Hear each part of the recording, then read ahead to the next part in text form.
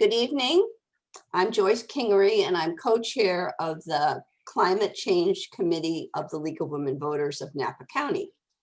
And on behalf of the League and Napa Climate Now, I would like to welcome you to our panel discussion on the story of plastic. Hope that you have all had a chance to view this outstanding film on the man-made crisis of plastic pollution and its effect on the health of our planet and the people who inhabited it. If you're interested in joining this effort, please contact Napa Climate Now on Facebook and the League at lwvnapa.org. Without further ado, let me turn the meeting over to Anna Chouteau, St. Helena Council member and member of the Napa County Climate Action Committee. Thank you.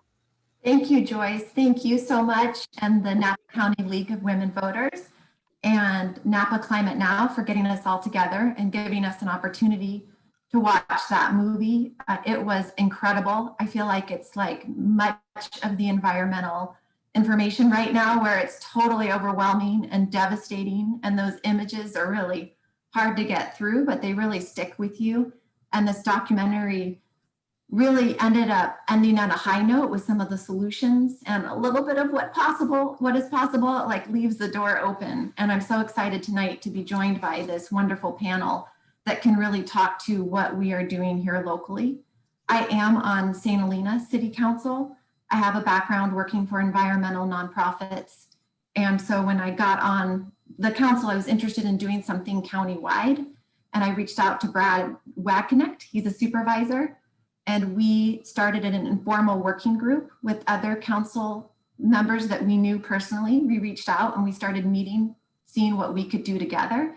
That turned into this official Napa County Climate Action Group. Our first meeting was incredible, and with the amount of groups that showed up, we had the vintners, we had grape growers, we had scientists, we had teachers, we had all different kinds of people from the community who showed up and all said the same thing.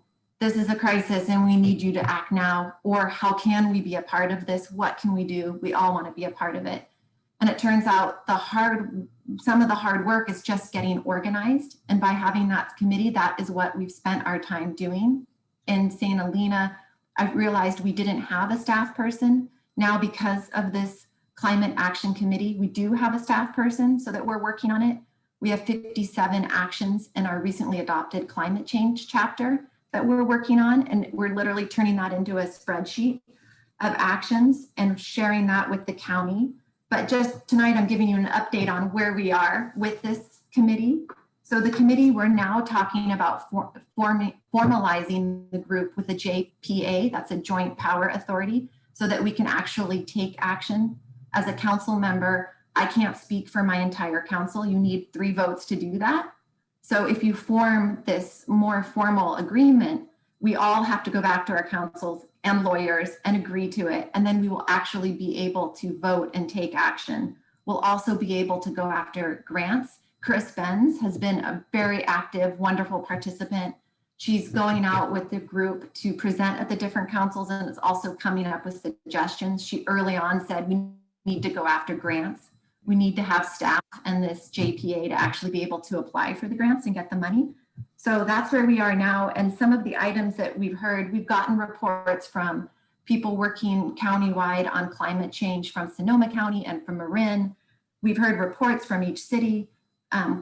Climate Action Now has given us ideas. And what I heard at our last meeting of priority items for discussion once we have this JPA is teleworking policy, a deep green 100% renewable investing, parking reduction ordinance, events or zero waste.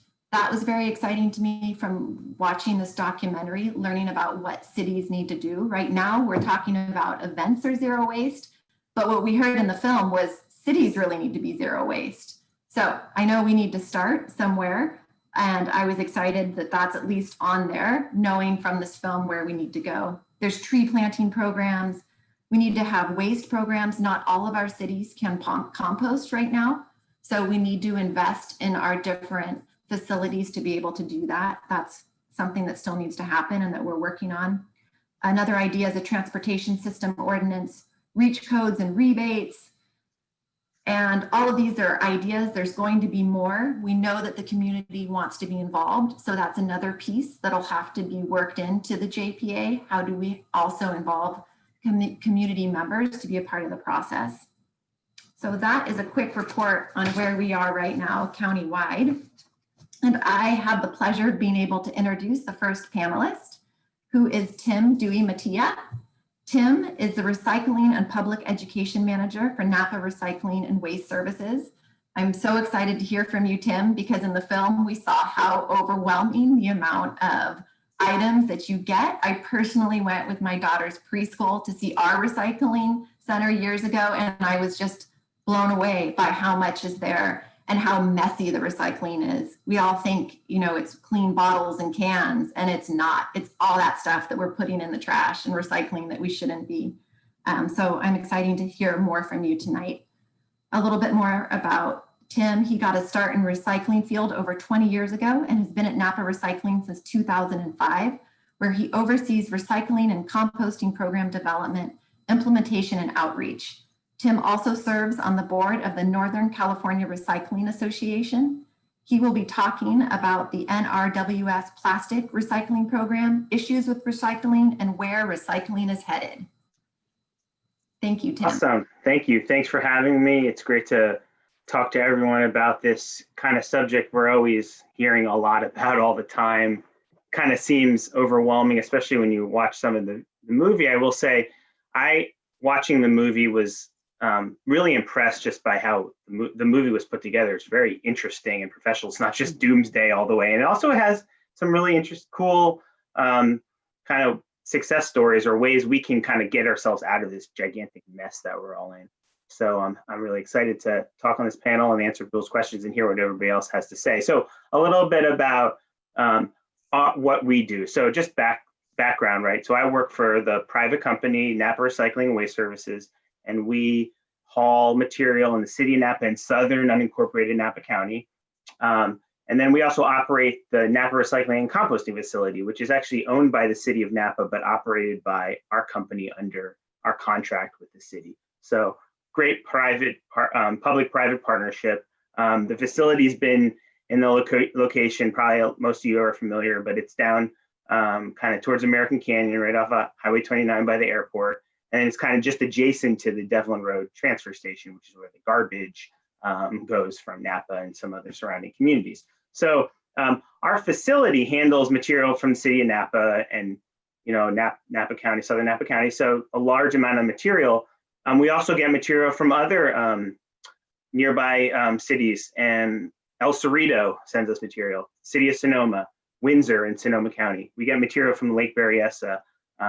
And that's just for recycling. We also get other material for our composting operation from other locations. So we're a regional facility, and you know, Anna mentioned going to visit a facility and seeing how much stuff there is. I mean, you can imagine a mid-sized regional facility like ours. That's just one out of hundreds of facilities in California, out of thousands of facilities around the world, and we're the places that are managing stuff properly, right? I mean, that's not even talking about all the stuff that's kind of getting out into the oceans and stuff. So the amount of plastic is overwhelming. And in the 15 years I've worked at our facility, and in the 24 years I worked in the industry, the amount of plastic in the waste stream has grown exponentially. And you talk about climate change in the last 20 years, how we all can notice how the climate has changed in not that long of a period of time. You can notice how much more plastic is in the waste stream. It's unbelievable. Single-use plastics, I mean, we see 5 to 6 times as much in our recycling stream as there was 15 years ago, and we don't even accept it, right? So this is stuff that's contaminating our recycling. So, you know, what we try to do is we're really trying to up our outreach, our education, but we also see that there's going to be some big structural changes that have to happen that aren't just telling people where things go. So with plastics, right? So it's always the hardest thing for us to kind of do education about. The other stuff, food scraps for composting, easier. Glass, metal, cardboard, paper. You know, Bob has worked in this field for a long time. He could tell you the same thing. They're way easier than talking about plastics. Plastics, you know, they're a ridiculous amount of them. They're all different. It's hard to turn them into a new thing because of how they're made. And they're all made not to be made into new things, really. They're just cheap petroleum industry products that are made to be used once so you can use more oil or natural gas or other chemicals. So they were kind of coming at it at a disadvantage. All the different facilities will have to accept different types of plastic because of just different operational things that they have at their facility. And so when you get into all these different complications, it becomes a little bit confusing. With plastics, when they first kind of came on the scene, and we have a bottle bill in California, right? So there's plastic bottles. Plastic bottles can be recycled. They have been recycled for years. And then there's all the other plastics. And when you see the statistics about what's recycled and what's not, you see that plastic bottles getting recycled is such a small percentage of what the giant plastics waste stream is. But we can still recycle plastic bottles. And we can recycle some other rigid plastics, right? Like buckets and laundry baskets. But if you look at like all the plastics you see in our life or you see in the film all around the world, a lot of these other items, these single-use products are not recyclable by us or anybody else in our systems that we have set up. They clog our machinery. They get out into the environment. We have about 24 sorters in our facility, and half of them are removing plastic contaminants. So like we're spending all this time to remove stuff we didn't want, and it hurts us when we try to clean our paper or do other things with the stuff that we wanted to. We installed 2 robots to help out with sorting, and they actually are there to pull plastics that we do want. But you see, they have like a whole list on their computer. It's artificial intelligence of what they didn't pick because it wasn't recyclable. And you see it all there. It's all plastic packaging. We try to come up with terms for it. It's hard, it's nebulous. And the other thing is it gets into our compost stream as well. It's our #1 contaminant in both our recycling and in our compost. Single-use plastic bags, film plastics, plastic packaging, all that stuff you saw in the movie. So we're constantly fighting against it. We've tried to up our educational game. I do think we were all caught a little bit flat-footed. We tried to do more with recycling with a lot of these plastics, and we've been inundated by all these different things, and it's been hard for us to kind of tell what goes where. We tried to update our website with a lot more of a detailed guide to kind of see what we can recycle, what not. But in the long term, we want everybody to follow our rules, but that's not what's going to solve this problem, right? We need real structural change. They talk about in the film, right? Like everything was supposed to be on you. Well, guess what? We can't handle this problem all, by ourselves or as consumers or local governments or recyclers. We need to have legislation. I mean, we can start at the local level, and I think we'll talk about that. I think there are definite things we could do with single-use plastics, food serviceware or ordinances. There's great examples around the Bay Area. I encourage people to talk to your local representatives about getting one passed in your city or in the county, because I think that's a good way to get it started. And then, there was a setback on the state level this year. I think when the dust settles with this election, and we'll see if something comes back next year about single-use plastics. There'll be a ballot initiative in 2022 that probably hits the ballot in California, and that's going to look at it from a California level. So we're fighting towards some real solutions. Kind of the last thing I wanted to say was before I kind of give it to the next speaker, and then we hear questions. Is one of the interesting moments in that movie was Martin Bork from the Berkeley Ecology Center is talking about the plastics that they accepted when the city of Berkeley expanded to take not just bottle plastics in 2013. And I kind of had a oh geez moment, because in 2008, we started accepting mixed rigid plastics, not just bottles in Napa, and a lot of other places did. And I lived in Berkeley at the time, and I talked to Martin actually and encouraged him to add mixed rigid plastics to the Berkeley program because we could do it in Napa. And I think I was looking at it as oh man, am I part of what happened? Is this my fault? And I was thinking about it as we were all dealing with a lot of stuff that was being generated and trying to come up with solutions, right? And one of them we tried was to recycle more plastics. And I think that's okay. I think we've seen that that's not the solution here. We still can recycle the ones that we can recycle, but we're going to try to really encourage reduce, reuse, and then let's get rid of all the ones we can't recycle. And so we were coming at it from a good faith effort. And I think the plastics and oil and chemical industry was coming at it from bad faith efforts. So I felt a little bit better about my encouragement there. So that was actually my personal connection to the film. I really enjoyed it. Thanks for having me. And I'm excited to hear what everybody else has to say and your questions. Tim, thank you so much. That was great. And now we're going to move on to Bob Figoni. Bob is a retired solid waste professional with a 37-year career behind him. A longtime North Bay resident, Bob moved to Napa in 2017. He's passionate about climate change, waste reduction, and organic gardening, and tries to lead a lifestyle representative of that. He leads the waste reduction issue team for Napa Climate Now, volunteers with the Napa Valley Can Do Food Bank Garden, and Can Do's Gleaming team as well. He will be discussing local and legislative actions, including HR 5845, Break Free from Plastic Pollution Act. Thank you, Bob. Thanks, Anna, and hello, everybody. I wanted to start out kind of echoing what Anna said. You know, like I watched this video a couple of times, and both times that I watched it, I came away with a sense of gloom and despair and hopelessness, because it was 95% on the problem and very little on the solution. But a lot of times that's what we have to do at the beginning as we're trying to sink something into the public consciousness. So I guess that's a good thing. But it did give me that feeling. In my own life, what I like to do when I'm feeling that way, in order to get out of that, is to take action to change the problem that's giving me a headache. And that's what I wanted to talk about tonight. So there's a few ways I think that we can take action. And the first one is by our lifestyle choices. And by that, I mean, the kind of car we drive, where we get our energy, when we use single-use plastics, and our diet, and all kinds of personal choices that we make every day. The second way is through education and advocacy. And the first thing, so when you watch a film like this, maybe it's your first contact with how bad the plastics issue is, and so you're motivated to learn more. So you want to educate yourself.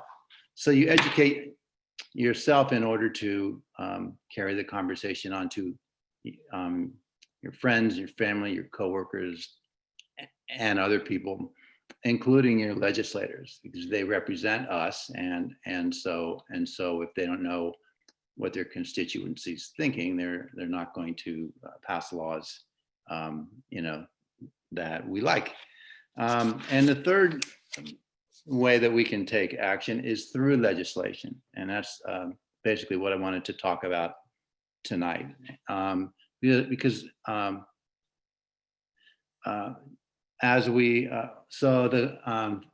kind of legislation that we're looking for is legislation to reduce greenhouse gas production and reliance on fossil fuels, hold manufacturers accountable for their actions and the materials that they produce, things like that.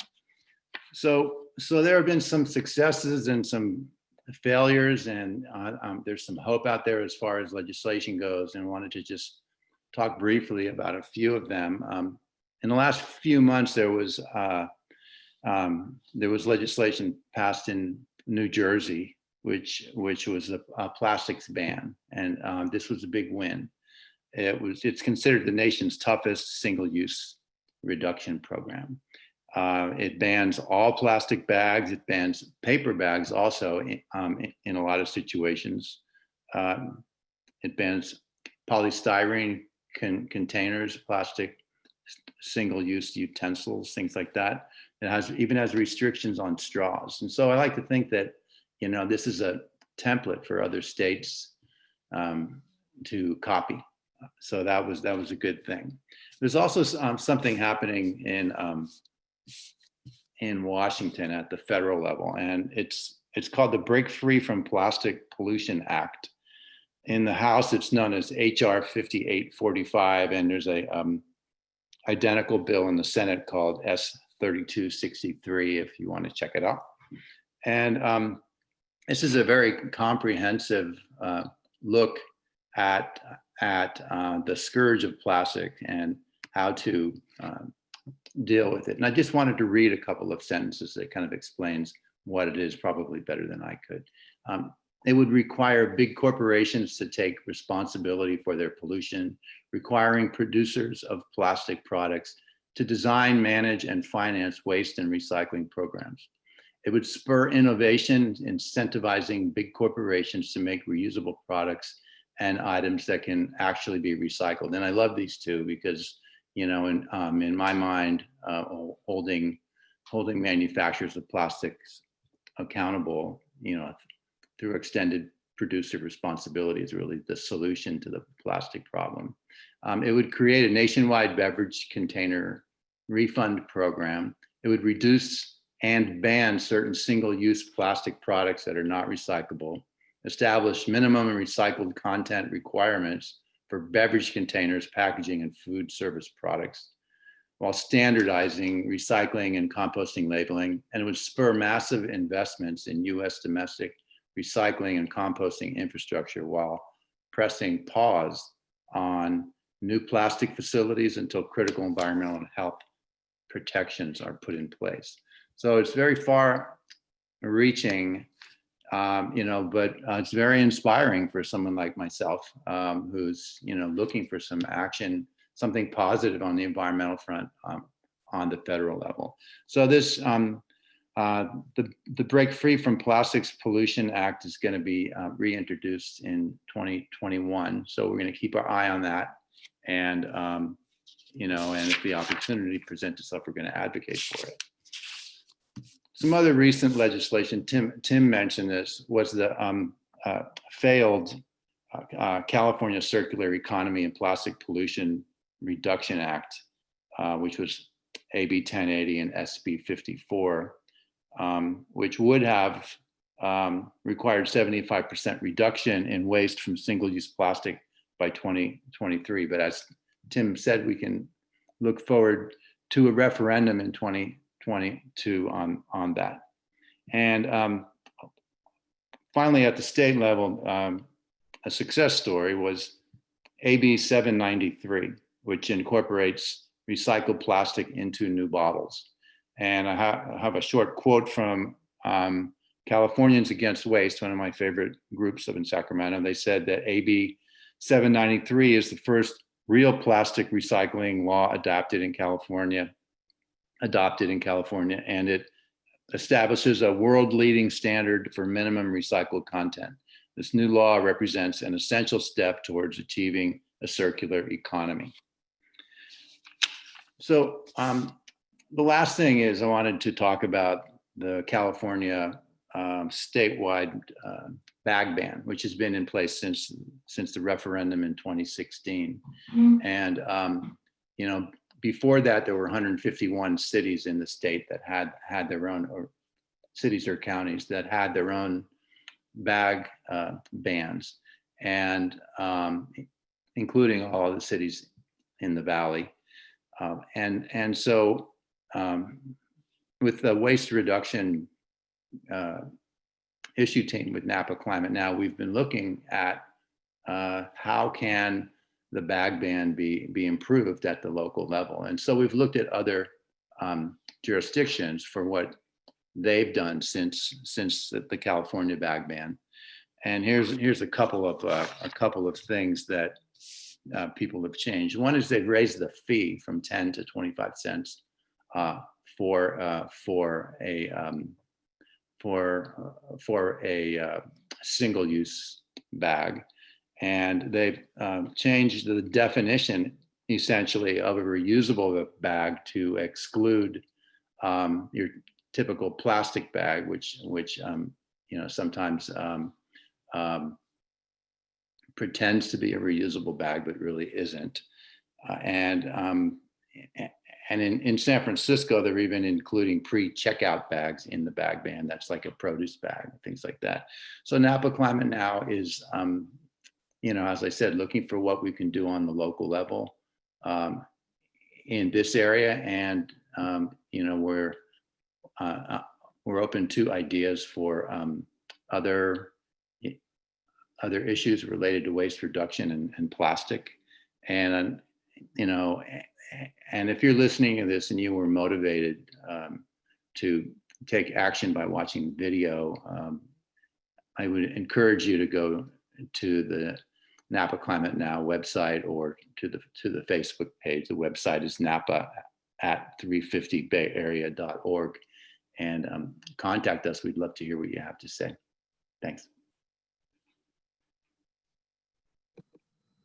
Thank you so much. I mean, when you talked about that pause button in particular with plastics, that really stood out to me, because during the movie, for everybody that didn't get to see it, there's this great graphic where there's a bathtub filling up with water, and there's one woman just with a spoon trying to take out a spoonful of water at a time.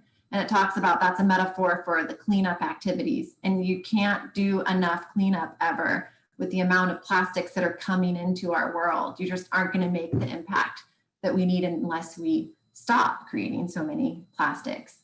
So when you said that pause, I thought, yes, please, let's do that pause. That sounds great. But now we're going to hear from Laura Niche. Laura, am I saying your last name right? I haven't heard it. You are. Yeah. Laura Niche is the Executive Director of 350 Bay Area, which works across the region and at the state level to phase out fossil fuels, promote a swift and fair transition to clean energy, clean up our air, and provide clean and just mobility for all. She will be talking about the connection between plastics and climate change, plastic production from fossil fuels, and what 350 Bay Area is doing to address this problem and climate change in general. Thank you, Laura, so much.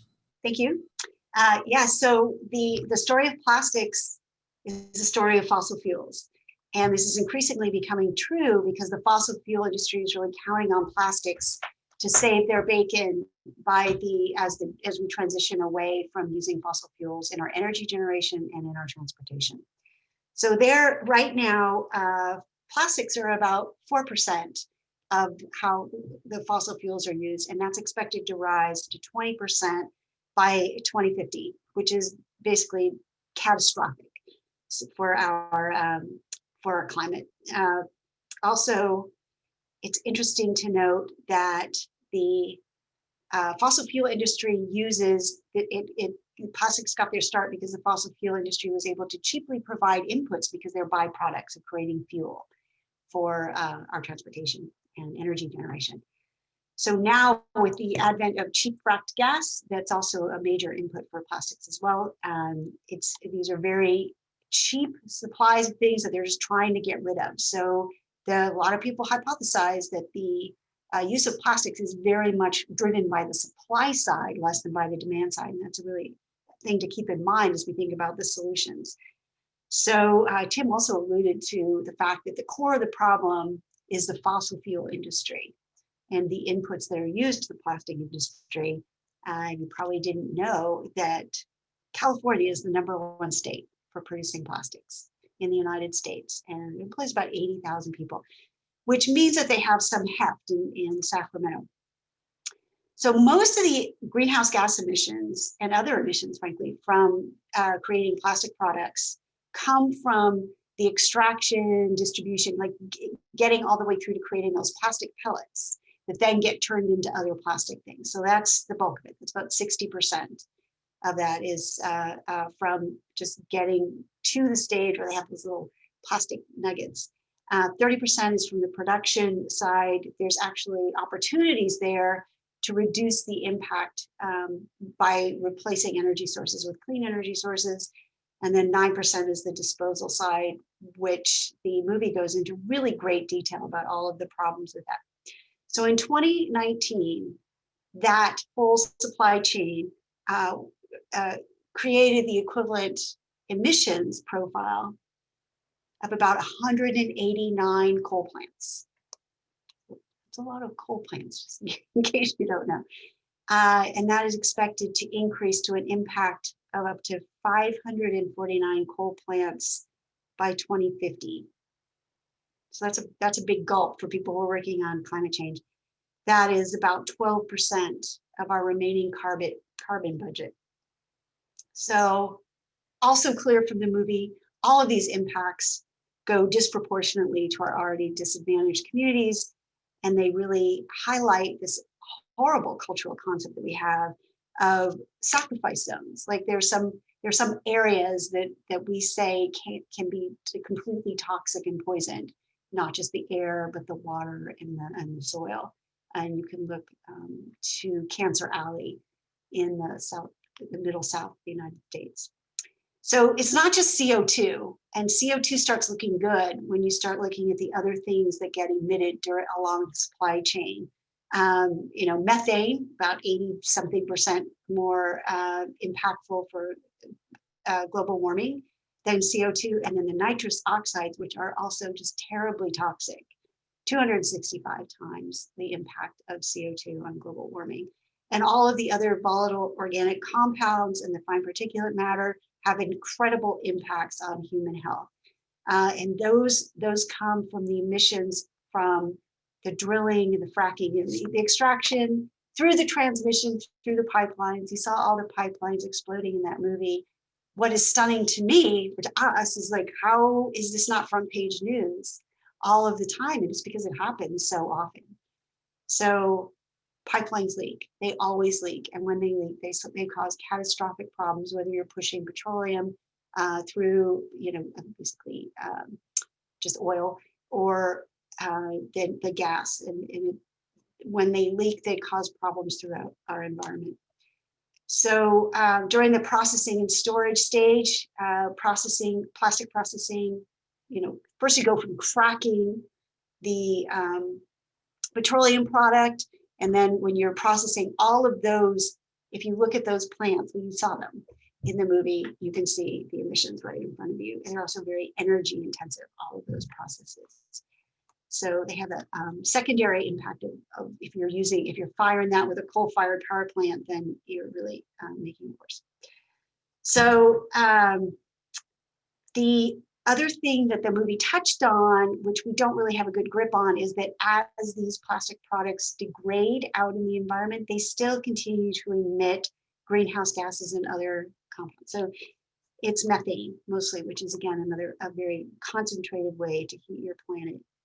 And then of course it gets into our food supplies and everything else. And then the incineration of the plastic waste that we have also causes really greenhouse gas emissions and the toxic emissions that have an immediate impact on public health. So what are the solutions? Like, we always need to say, like, this is a disaster. That movie was just stunning.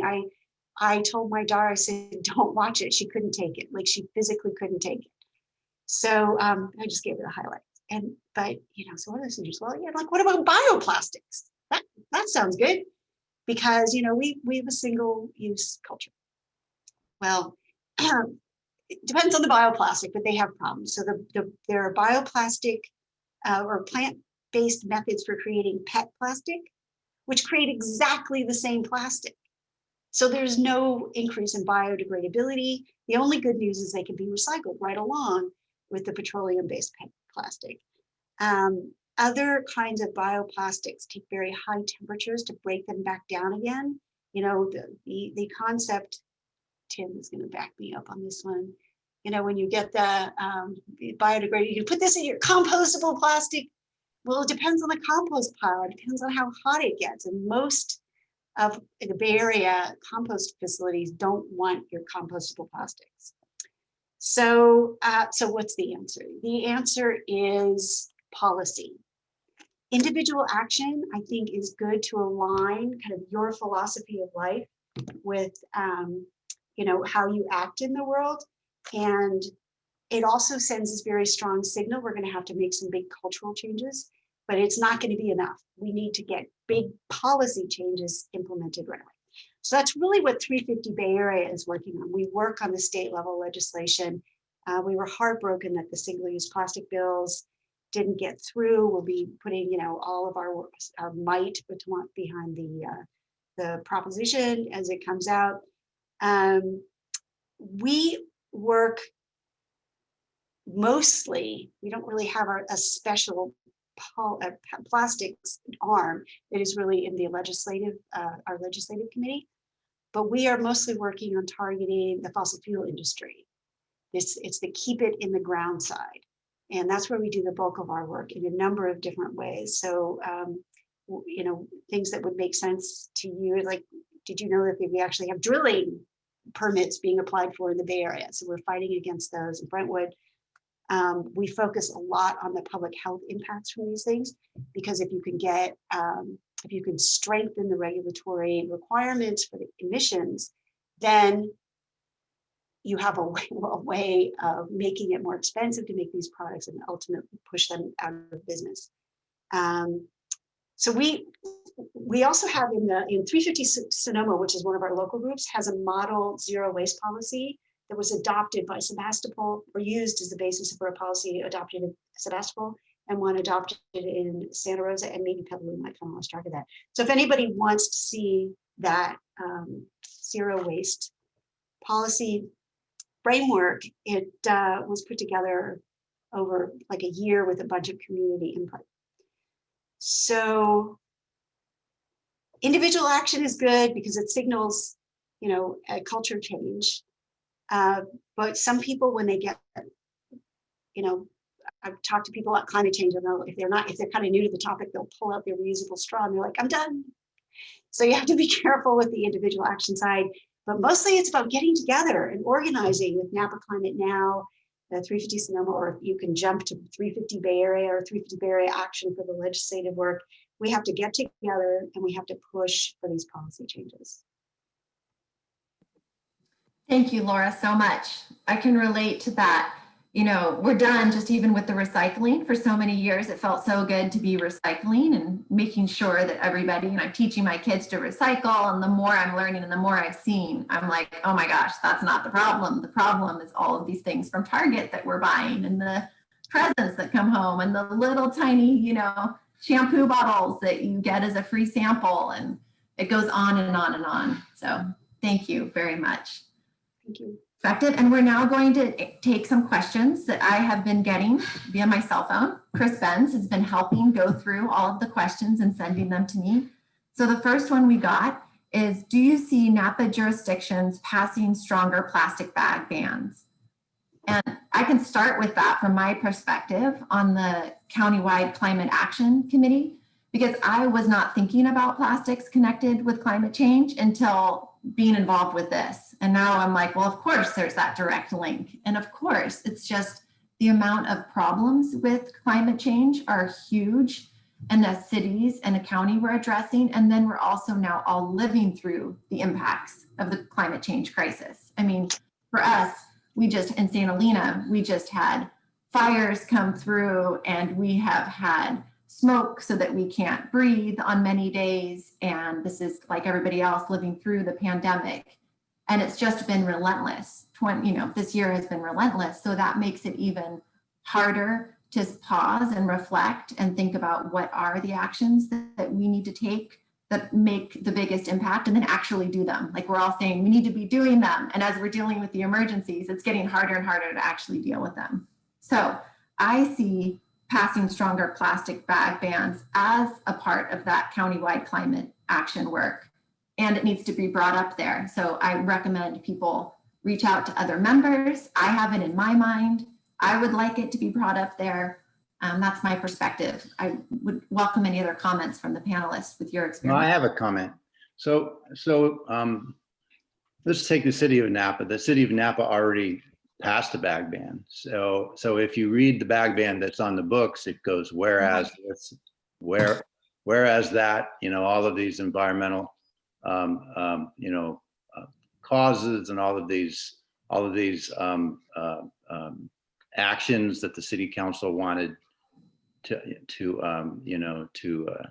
implement through the legislation, and so I would say that yes, you know, the cities have already passed a bag ban, and if you assume that they want the bag ban to be effective, that they would be open to changes in the existing bag ban that actually make it more effective.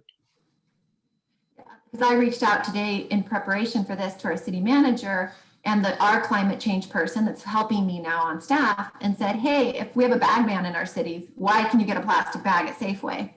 And it's because it is thick enough. So that's in there. If the bag is thick enough, it is a reusable bag. And so then you can use that plastic bag if you ask for it instead of the paper. So those are the kind of things that I heard tonight that could be changed.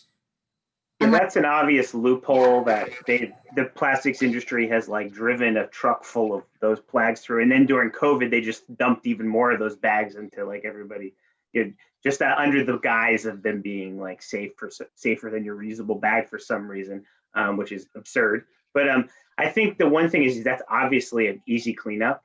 I think there's, when you look at it though, you do start playing a little whack-a-mole, but I think something like San Francisco did where you looked at some of the other broader single-use plastics, the produce bags or whatever, and then the foodware ordinances are something that I would encourage everyone to expand on. Then everybody getting their stuff delivered from, not locally via Amazon or whoever else, that's obviously going to take structural change on a higher level. And I think that's important and will come. It has to. But on a local level, those are some basic things that you can kind of do quickly to just clean up some of the legislation, right? That Bob was just talking about it's already there. You can just kind of pass some easy fixes. And the effect of that, of passing these individual bag bans, or strengthening them from city to city, that actually gives support when you're going to the state level. It provides some political cover to continually strengthen the bag bans at the state level and start ratcheting down on the single-use plastics. Okay, so the next question is, any advice on what to do with film plastic we've collected for recycling?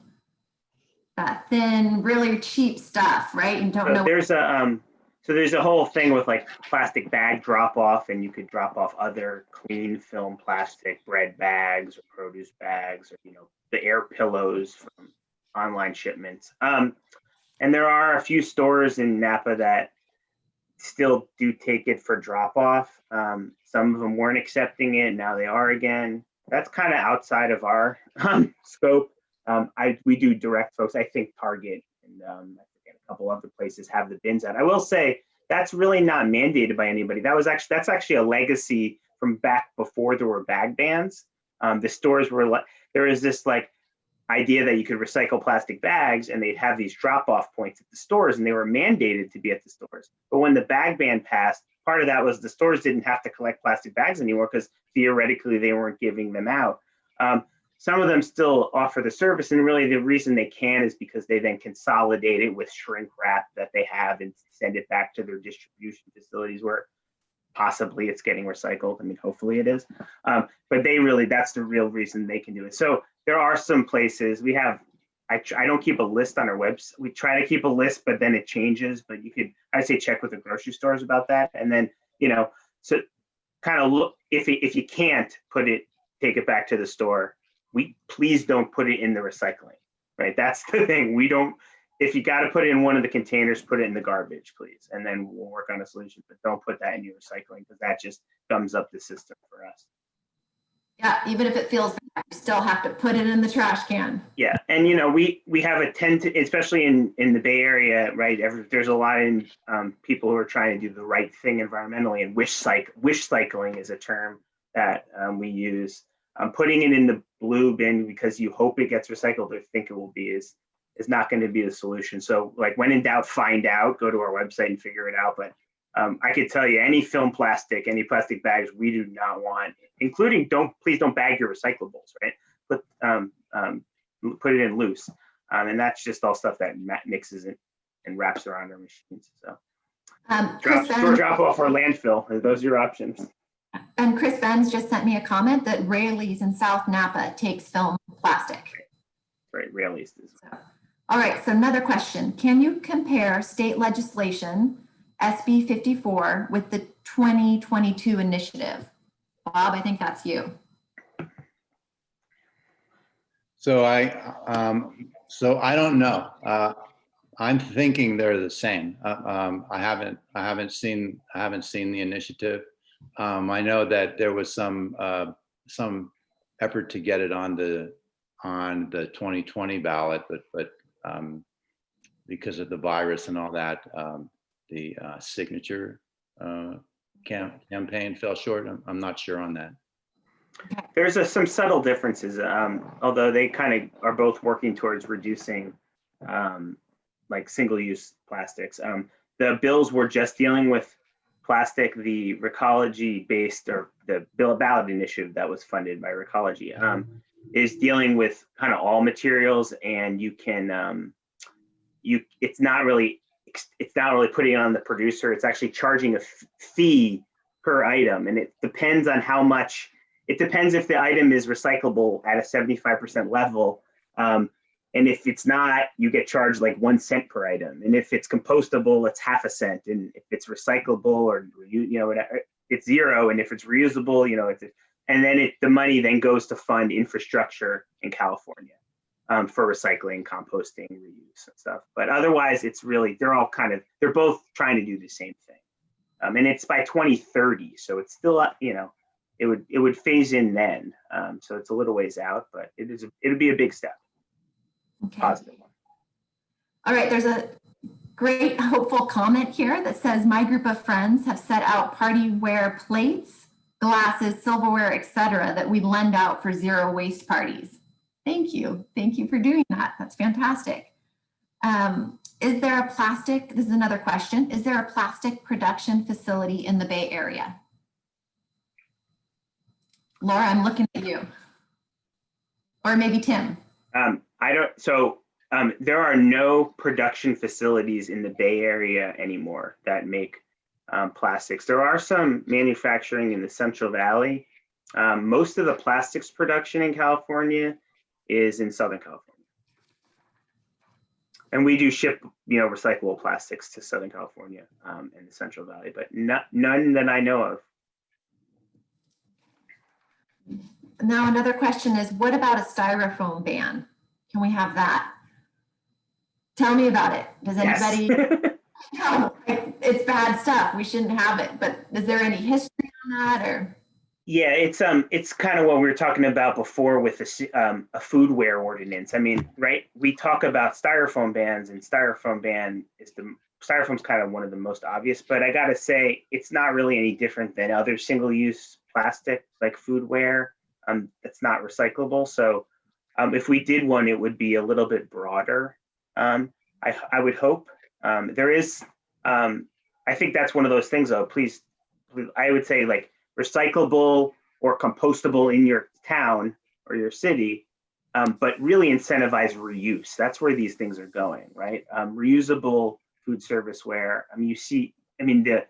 We've lost a lot of our ground in the last 7 months, but it doesn't mean we can't get back. I mean, this is nobody. I don't think a restaurant's going to want to serve you on disposable plates forever, hopefully. And if they do, well, we can incentivize you doing back to reuse. So yeah, I mean, that's one of the things that I would focus on would be styrofoam plus other not recyclable or not compostable stuff. Yeah, and being able to bring your own container to have it be filled. Right. I know my dad for years in Healdsburg, he's able to have a place where he just brings bottles to fill up shampoo and conditioner locally. And I've heard that there's whole markets in LA now that are like that. So you show up with your own container to get pasta, to get all of your needs, and you don't have to even bring that plastic into your home or be using it. I think it would be interesting to do some research on what other communities have banned styrofoam.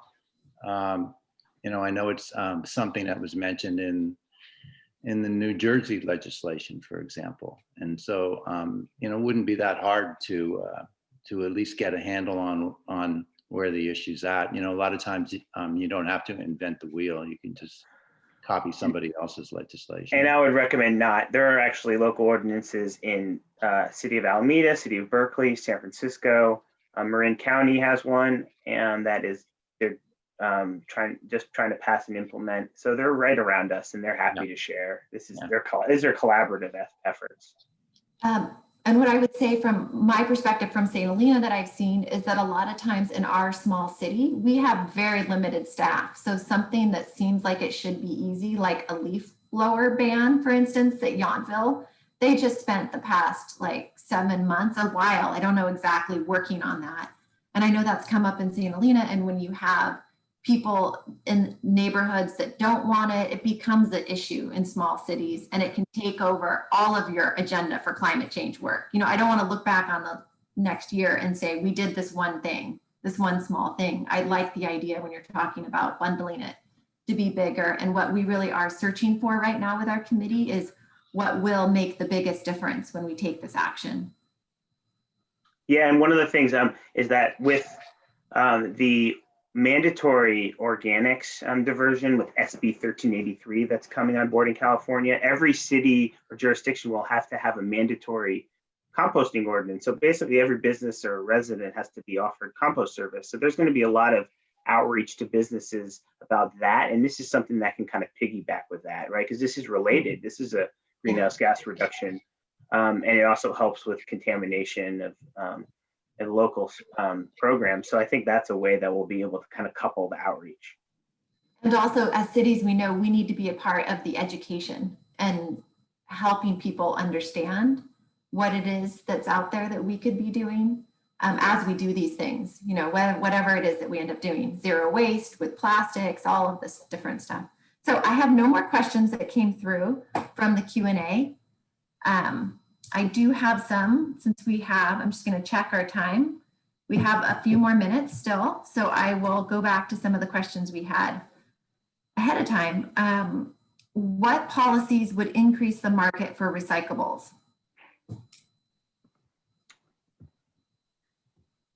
So increasing the market for plastics recycling in particular, I will say there's one that just passed, right, which was to mandate recycled content minimum in plastic bottles that are in California, right? And we've had that for glass bottles for years, and that's really helped with the recycling of glass back into glass bottles in California. I mean, most of our glass bottles that we can collect go back to making new glass bottles. What a concept, right? Plastic recycling, there is that capability with bottles, right? And PET is the one thing. And obviously we don't want to see a lot of single-use plastic bottles, but the ones that there are out there, we hope that they can at least be made back into bottles. Someone mentioned in the chat about the strawberry clamshell containers. One of the things that some of these bills will talk about is kind of pushing that material into the same like program with like the bottles, because we have a buyback program, right? You get your 5 cents back for plastic bottles in California, and that helps to drive the whole recycling of that. But there's not that for the strawberry clamshell, so there's just not as much recycling of that out there. There's a lot of stuff they could do similar to that. But we're not going to be able to recycle our way out of this. So with a lot of these materials, any kind of flexible film packaging, food packaging, there's not really a reasonable way to collect it. And for us, it's very expensive. So unless you push the producers to pay for it all, and maybe they would, that's really what we need to look at. We need to look at producer responsibility, or we need to look at alternatives, right, to these things. Well, the other thing is that now we need some standards, and I'm not sure what that would look like because it is extraordinarily complicated. But there should be a way to say, if you can create this, particular for single use, if you can create it within, some set of standards, then it can all go back into the same bucket. Whereas now, as you saw from the movie, it's really unclear like what the underlying chemistry is. So if we get the chemistry to be more consistent, then you can create a way to reuse it much more simply. Because you can't, especially these really toss away plastics, there's no way to mark them or, indicate what they're really made from. So if there's one thing that came through in the movie, as Tim touched on, it's that we can't recycle our way out of the plastics issue. And so, recycling it isn't really the answer for the plastic. But the question was really about making products with recycled content, you know, and I've always thought, why don't we subsidize the manufacturers for using recycled material, so that it's not just subject to the market, you know, but they can produce items with recyclable material all the time, you know. So I like to buy recycled, you know, content stuff. And like when I go to Staples and I want to buy a ream of paper that's 100% recyclable, you know, and it's like twice the cost of the virgin stuff. I mean, you really got to be committed, you know, to do that. And, you know, and I'd like to see it be the same price. Yeah, one of the crazy things, right, is that we subsidize the oil industry so much, and it's ridiculously cheap to extract fossil fuels. And look at the price of virgin plastic. I mean, one of the crazy things that's happened, especially this year, as the price of virgin plastic has plummeted, right? Because the price of virgin plastic is like kind of the same as the price of oil. It goes up and down. And when the price of oil is expensive, hey, recycled content, all of a sudden you could use recycled plastic for it. But right now, the manufacturers that are using recycled plastic are paying more for recycled plastic than they would if they were going to use virgin. And that's completely crazy, right? So we need to stop subsidizing the fossil fuel industry and then actually subsidize using of recycled content. And that actually is in the ballot initiative, right? Because they'd actually try to subsidize, pay manufacturers to use recycled content. That is one thing that will be there. But this is a huge structural change that you know, I'm glad you brought that up, because that's vital, right? We can't, some of the stuff you're going to make some stuff out of plastic. Understood. Well, let's use durable plastic that we can recycle into something else to make, you know, these things, and then not make stupid like plastic single-use crap, like, you know, a laundry detergent in a little plastic bag, right? That we send all over the world to ruin everything. So there's a lot of different ways to deal with this, but the subsidizing of fossil fuels should go away, and we should subsidize using recycled content. Bingo. Oh my gosh, Tim, that stood out so much in the movie when you saw the 1950s advertisement about the, you know, efficiency is so much better. Look at this beautiful plastic, and it saves you so much time in your life. And then it fast forwards and you see where you have just the big cardboard box of detergent, is what I imagine growing up with, that lasts forever, that maybe gets a little wet and breaks apart. So you know that that's better for the environment than the single-use pods that has all of that plastic each time that you're opening up. And it's just devastating to know that that's what's being pushed out to places still, when there are better ways to do it. So what about, here's a funny question that we thought of, but what are the best alternatives for plastic garbage bags and dog poop bags? I had this experience recently where I was taking care of my mom's dog. We go to the park, we use the city bags, to me, that feel like thick plastic, bad for the environment bags. So I quickly research better for the environment bags. I get them and they fall apart, and like, it's a disaster, right? Now I've bought all these bags and I'm not sure if that's worse for the environment or this, or, you know, is there a solution for people living in towns? I grew up in the country. My parents would be like, just leave the poop alone. I'm in town. I'm constantly saying, you cannot leave the poop alone. You've got to deal with it. So does anybody have any suggestions for all of the pet lovers out there? What should we be doing? I think you initially asked about garbage, your garbage. So people used to use newspaper, and it's not great, but your garbage cans probably kind of stink. Anyway, so like kind of get over it a little bit with that. I went to get a CSA box for veggies, thinking that this would save me all sorts of plastic and be, you know, supportive and stuff. And of course it came in these big plastic bags. So those are now my garbage bags. It took me a while to like end the veggie box. And as far as poop bags go, look at everything you buy a little bit differently, because I guarantee you get enough plastic bags in your life, whether you want them or not, to sort of fulfill those needs. And you can figure out other ways in your own, like if you're cleaning up your own backyard, you're just trying to get it, you know, not somewhat contained during the disposal process and in your bag. So again, you can use newspaper. You can get a little bit more creative with that. So just use products you already have to be reusing instead of introducing new ones. I haven't bought a Ziploc bag in 10 years. And So they I had a dog for 16 years, and I have to say that I never bought plastic bags for his poop. So even though I try to limit the amount of plastic bags that I come into contact with in my daily life, you know, they're kind of ubiquitous. You know, if you want to get little baby carrots, you know, they come in a nice little poop bag in my mind, and so at least you get one more use out of that plastic, especially since Tim's telling us there's really not much of a market for film plastic. You know, at least you can use it one more time.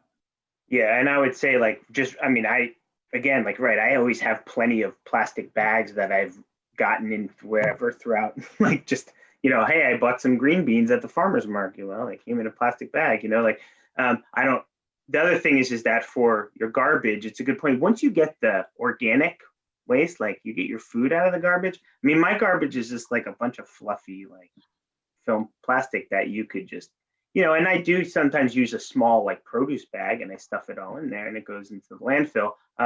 You know, you could reuse garbage. I think people can reimagine how they store their garbage, compost, recycling in their house. I don't think you really need large containers for garbage. I mean, people always have way too big of a garbage can.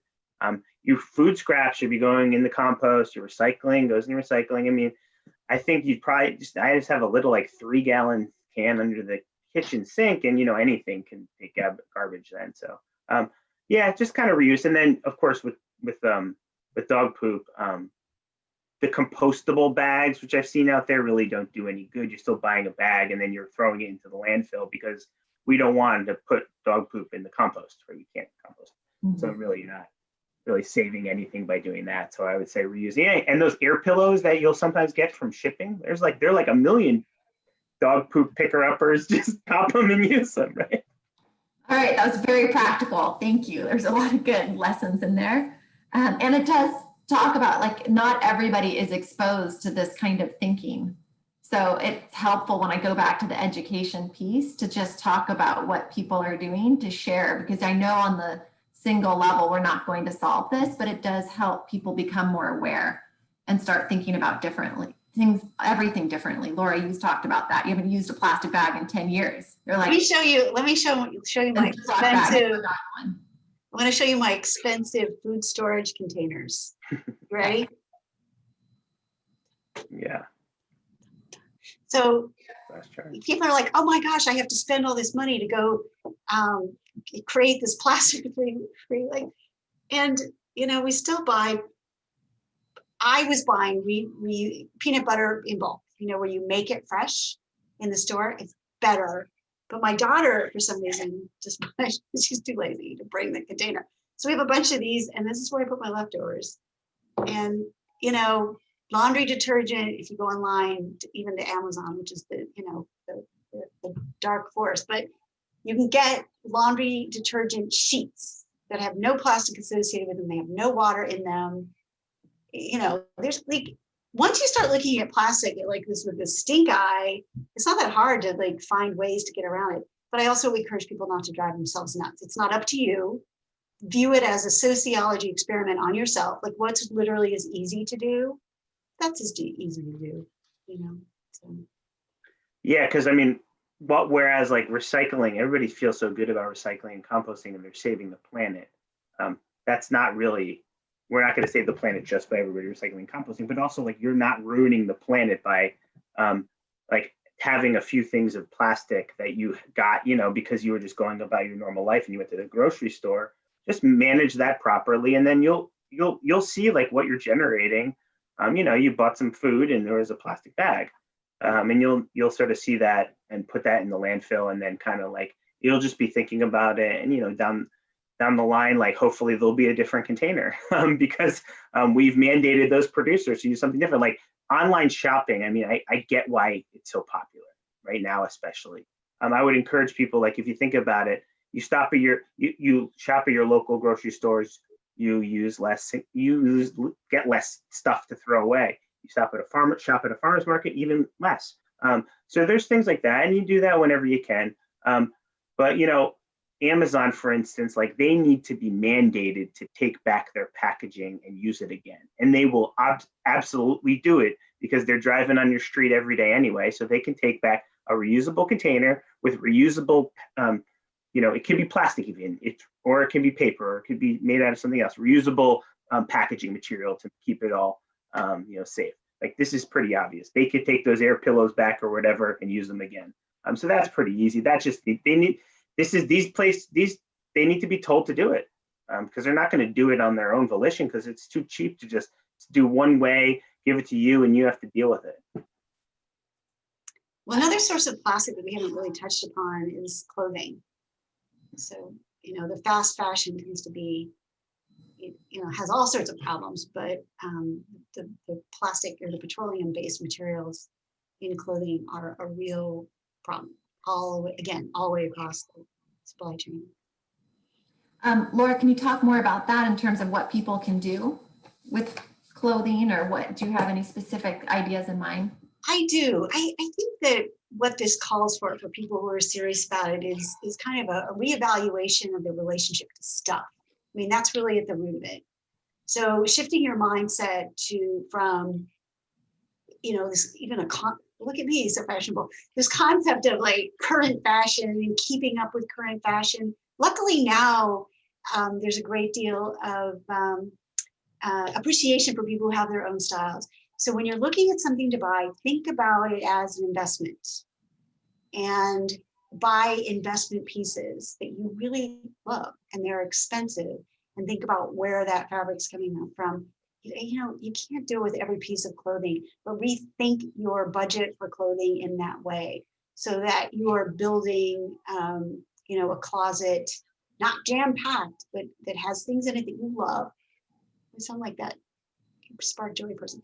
The things Marie that you Kondo, right? Yes. They're going to last forever, you know, and think about them in terms of repairing them. I fell, you know, this is embarrassing, but I tripped basically and ripped a pair of my favorite pants, and I had them rewoven.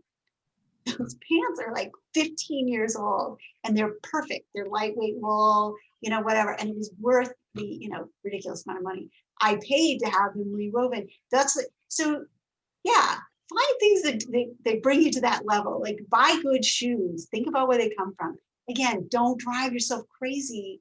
And if you want a pair of summer sandals, because we're, you know, I'm speaking as a girl, you know, do that, but really think about the impact of that. The shows that drive me crazy on HGTV are the ones where like they have a master bedroom sized closet and the woman says, where are you going to keep your stuff?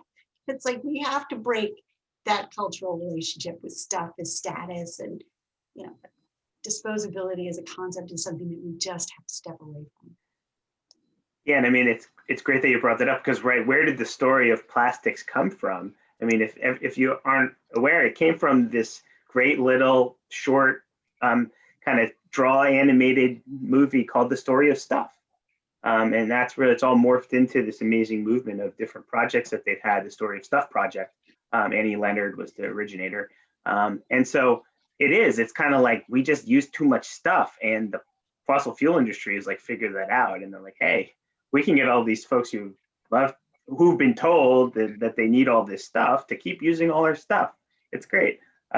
So just I think it's like, don't drive yourself crazy, but also like, hey, you know, every time you could always make one or two decisions, you know, a day or whatever, or a week, or just those are one or two positive decisions that will make an impact, especially with clothing, right? Because I mean, if you can purchase one fewer thing or whatever, or just use that clothing for a longer period of time, that's a big, and you don't get a shipment like with, you know, on your doorstep full of other single-use plastics used to wrap it up.